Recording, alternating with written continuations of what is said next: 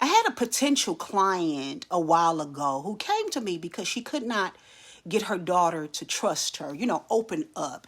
And the reason she wanted her to open up is because she was going through a difficult time because she was assaulted by her father, my client or potential client's husband.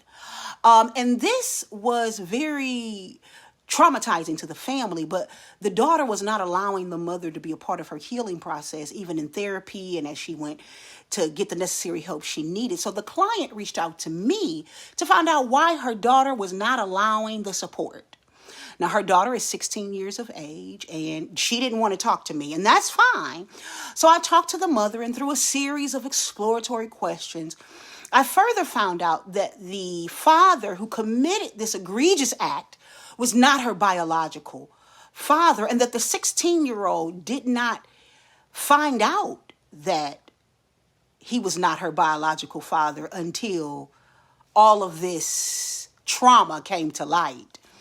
And so again, she wanted nothing to do with her mother. So I asked her a few more questions about the relationship between her and her daughter, but ultimately the client, or the potential client, wanted to know what she should do. And so I'm going to share with you what I told her. Now, while I did not say this to the potential client in the manner in which I'm about to say it to you, I think you get the gist here. Because in the process, the mother was a liar. The father was a liar. And in turn, they broke trust with the daughter long before the assault ever happened. In finding out that her favorite cousin is not away at school but in jail. In finding out that her grandfather has passed away and they said he's somewhere in a home in another state. And now to find out that her biological father is not her biological father. The public service announcement here is to stop lying to your children. When the child is developing and growing in adolescence, they are learning trust from you. They're learning how to trust what people are saying. And if they can't trust what mama and daddy is saying, they cannot trust you. Stop lying to your children. I get it. I get it. You're trying to protect them. I get it. You want some sense of normalcy. I get it. You're trying to protect their innocence. I get it. But ultimately, it's going to cost you more than what you could afford to give.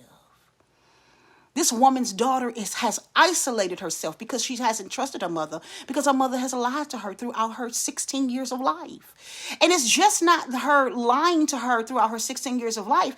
It's her daughter witnessing her mother lie to other people.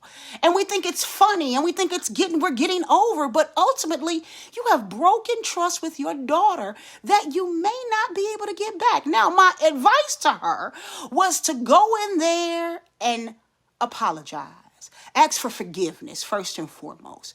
And begin to tell her daughter the truth about why she was lying. And maybe, just maybe, the daughter will come around and allow her to help her through the healing process. But even then, she has to stop lying to her children. I remember when my daughter was 5 years of age, she came to me and asked me what a personal lubricant was. And I was shocked. I'm like, where did you get this from? And of course, she should be in bed, but she's up watching TV and a commercial comes on.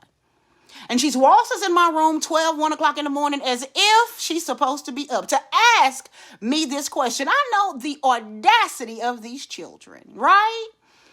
But here's what I did. Told her the truth.